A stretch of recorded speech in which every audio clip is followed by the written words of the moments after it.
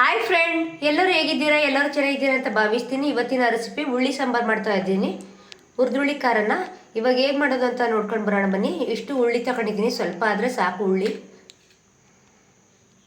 ಒಗ್ಗರಣೆಗೆ ಎಣ್ಣೆ, ಒಂದು ಈರುಳ್ಳಿ ತಗೊಂಡಿದ್ದೀನಿ, ಒಂದೇ ಒಂದು ಚಿಕ್ಕದು ಟೊಮೊಟೊ ತಗೊಂಡಿದ್ದೀನಿ, ಸಾಸಿವೆ ಅರ್ಧ ಸ್ಪೂನ್ ತಗೊಂಡಿದ್ದೀನಿ, ನಿಂಬೆಹಣ್ಣಿನ ಗಾತ್ರ ಹುಣಸೆಹಣ್ಣು ತಗೊಂಡಿದ್ದೀನಿ, ರುಚಿಗೆ ತಕ್ಕಷ್ಟು ಉಪ್ಪು, ಖಾರದ ಪುಡಿ ತಗೊಂಡಿದ್ದೀನಿ. ಇವಾಗ ಹೇಗೆ ಮಾಡೋದು ಅಂತ ನೋಡ್ಕೊಂಡು ಬರೋಣ ಬನ್ನಿ. ಬಾಣಲಿನ ಬಿಸಿಗಿಟ್ಟಿದ್ದೀನಿ. ಇವಾಗ ಉಳ್ಳಿನ ಹುರ್ಕೊತಾ ಇದ್ದೀನಿ. ನೋಡಿ, ಈ ಥರ ಹುರ್ಕೊತಾ ಇದ್ದೀನಿ. ತುಂಬಾ ಒಳ್ಳೆಯದು ಕೆಂಪ್ಳಿಗೆಲ್ಲ. ಸ್ವಲ್ಪ ಕೆಂಪಾಗಬೇಕು, ಅವಾಗಂಟ ಹುರಿತಾನೆ ಇರಿ. ನೋಡಿ, ಇನ್ನೊಂದು 2 ನಿಮಿಷ ಹುರಿತಾ ಇರ್ತೀನಿ. ನೋಡಿ, ಈ ಥರ ಹುರಿದಿದ್ದೀನಿ. ಇವಾಗ ಗ್ಯಾಸ್ನ ಆಫ್ ಮಾಡ್ತಾಯಿದ್ದೀನಿ. ಒಂದು ಪ್ಲೇಟ್ಗೆ ಸರ್ವ್ ಮಾಡ್ಕೊತಾ ಇದ್ದೀನಿ.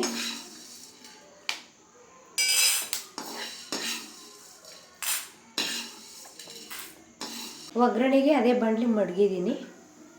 ಎಣ್ಣೆ ಹಾಕ್ತಾಯಿದ್ದೀನಿ. ಬಾಣಲಿ ಕಾದಿದೆ. ಸಾಸಿವೆ ಹಾಕ್ತಾಯಿದ್ದೀನಿ. ಈರುಳ್ಳಿ ಹಾಕ್ತಾಯಿದ್ದೀನಿ. ಈರುಳ್ಳಿ ಚೆನ್ನಾಗಿ ಫ್ರೈ ಆಗಬೇಕು. ಚೆನ್ನಾಗಿ ಫ್ರೈ ಆಗಿದೆ. ಟೊಮೊಟೊ ಹಾಕ್ತಾಯಿದ್ದೀನಿ. ಟೊಮೊಟೊ ಚೆನ್ನಾಗಿ ಫ್ರೈ ಆಗಬೇಕು. ನೋಡಿ, ಟೊಮೊಟೊ ಈ ಥರ ಫ್ರೈ ಆಗಿದೆ. ಇವಾಗ ಹುಣಸೆಹಣ್ಣಿನ ರಸ ಹಾಕ್ತಾಯಿದ್ದೀನಿ. ಖಾರದ ಪುಡಿ ಹಾಕ್ತಾಯಿದ್ದೀನಿ. ಖಾರದ ಪುಡಿ ಹಾಕ್ತಾಯಿದ್ದೀನಿ. ನೋಡಿ, ಈ ಥರ ಕಲಿಸ್ಬಿಡಿ. ನಮಗೆ ಸಾಂಬಾರಿಗೆ ಎಷ್ಟು ಬೇಕೋ ಅಷ್ಟು ನೀರು ಹಾಕ್ತಾಯಿದ್ದೀನಿ. ನೋಡಿ, ಸಾಂಬಾರಿಗೆ ಎಷ್ಟು ಬೇಕೋ ಅಷ್ಟು ನೀರು ಹಾಕ್ತಾಯಿದ್ದೀನಿ. ಇಷ್ಟಾದರೆ ಸಾಕು ನಮಗೆ ಸಾಂಬಾರು. ಈ ಥರ ಎಲ್ಲ ಮಿಕ್ಸ್ ಮಾಡಿ